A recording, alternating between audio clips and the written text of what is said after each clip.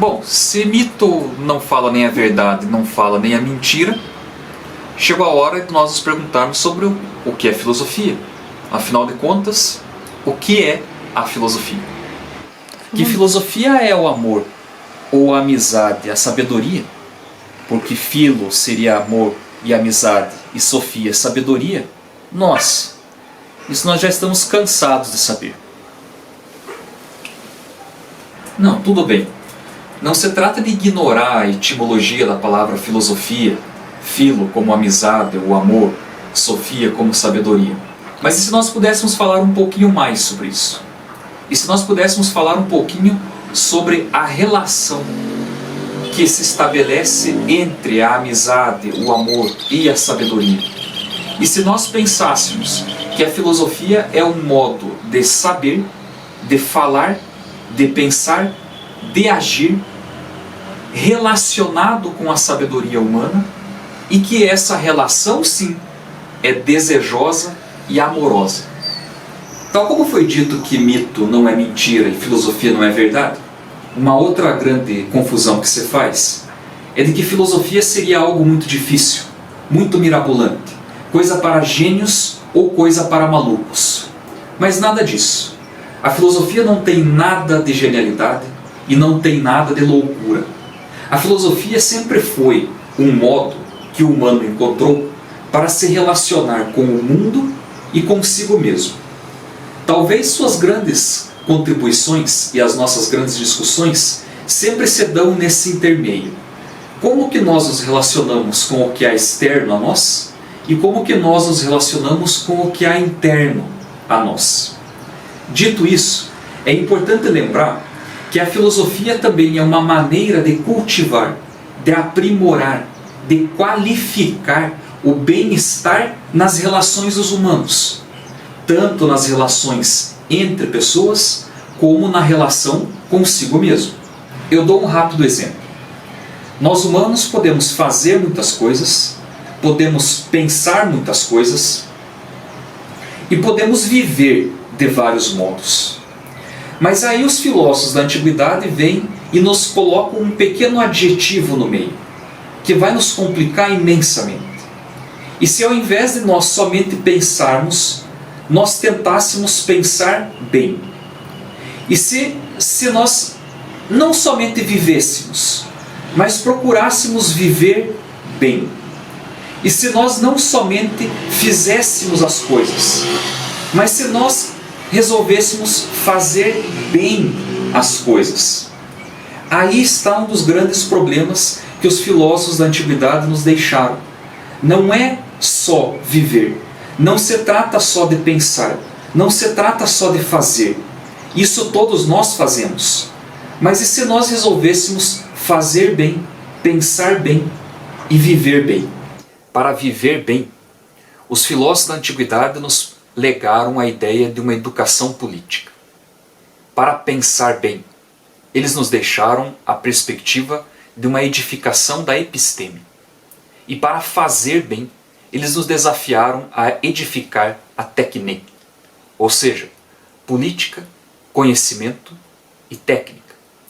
Esses três modos de se portar diante do mundo e diante de si mesmo nos ajudariam a enfrentar o problema de viver, fazer e pensar bem. Essa busca que os filósofos da antiguidade nos deixaram para vivermos bem, fazermos bem e pensarmos bem, eles conseguiram sintetizar tudo isso em 4 grandes máximas. Se até aqui para você está um pouco abstrata essa conversa, a partir de agora ela deixará de ser abstrata, mas ela irá lhe desafiar a pensar para o resto da tua vida sobre essas 4 máximas que os antigos nos deixaram.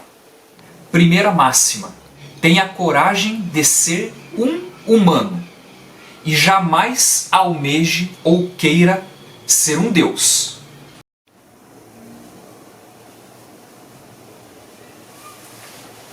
Segunda máxima: conhece-te a ti mesmo.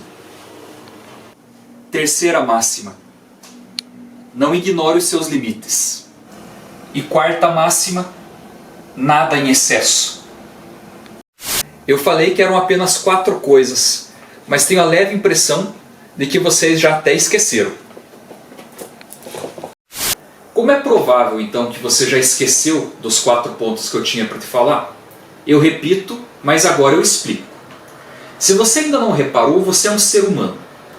E se você é um ser humano, você está em um determinado tempo e em um determinado lugar, agora mesmo. Por exemplo, você deve estar sentado na sua sala de aula, assistindo a esse vídeo e se perguntando: meu Deus, quando que acaba esse vídeo? Ou seja, você tem condições de identificar o tempo, você tem condição de identificar o espaço. E digo mais, você tem condição de entender de que o tempo está passando. E agora vem o problema do humano, que talvez não seja um problema para minha companheirinha Nalu.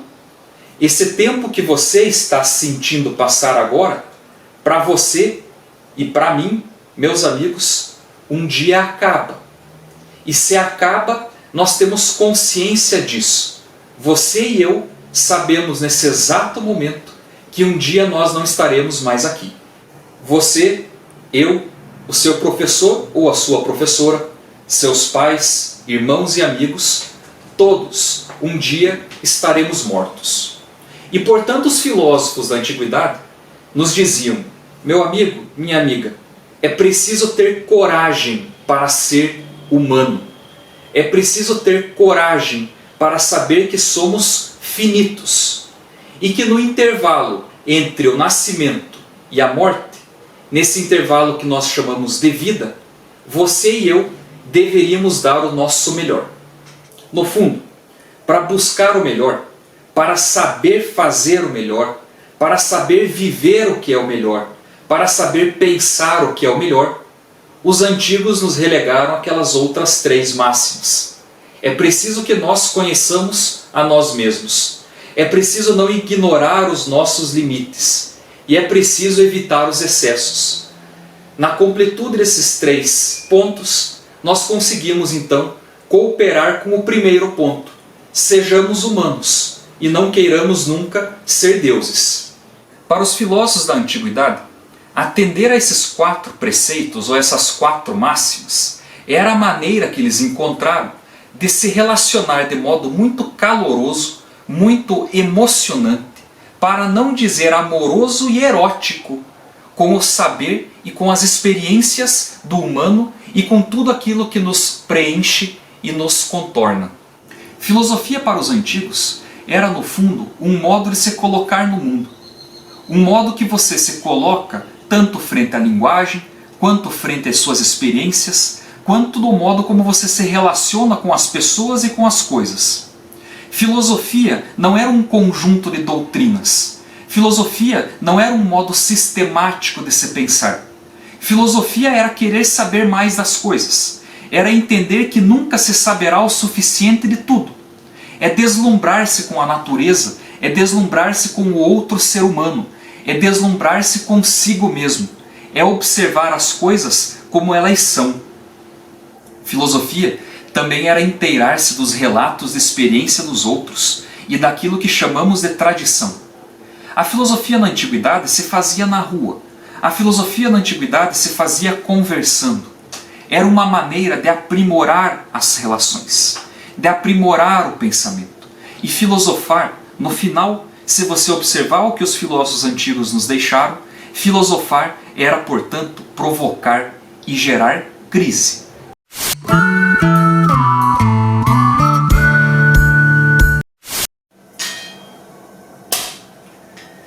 É claro que filosofia é colocar as coisas em crise, colocar as coisas de um modo provocativo, e aquelas 4 máximas que os antigos nos deixaram.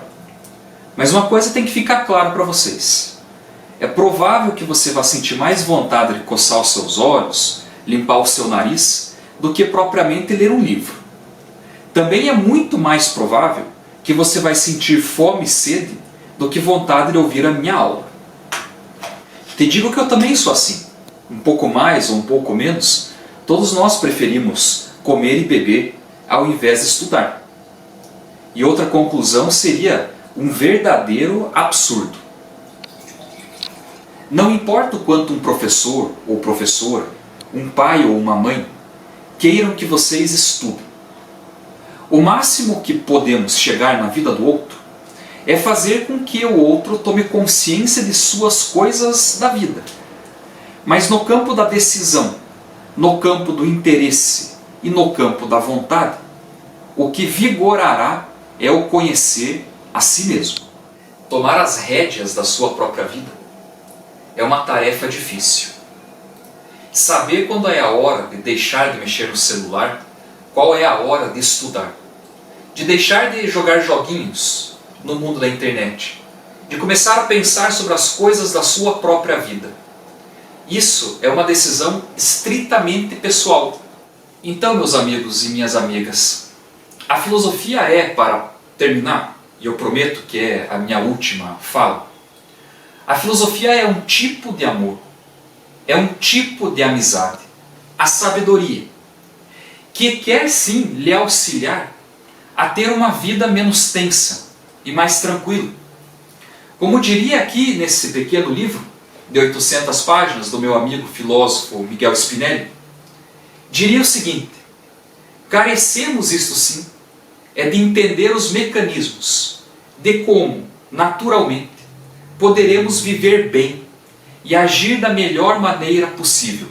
E claro, ser feliz, sem nos violentar em nossa própria índole humana. Agora é verdade. Para que você tenha essa possibilidade de pensar bem, de agir bem e de viver bem, não será a partir do que os outros possam lhe oferecer. Você não pode ficar à espera do que seu professor, sua professora, seu pai, sua mãe, seu amigo, sua amiga, seu namorado, sua namorada lhe fará tudo. Não. Só cabe a você tomar a decisão de educar-se.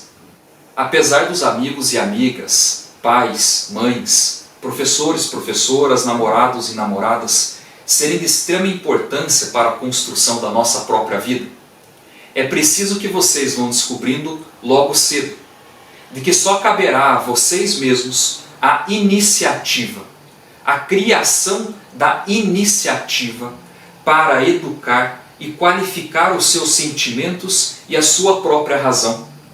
O outro não tem um poder imenso de coação e ação dentro da sua própria vida. Essa tarefa que os filósofos antigos nos deixaram não é nada fácil. Não é nada tranquilo ter que conhecer a si mesmo, entender os próprios limites, saber que nada é em excesso. Quanto mais tempo você demorar para entender isso, só lhe restará talvez um caminho de ser um animal humano ignorante.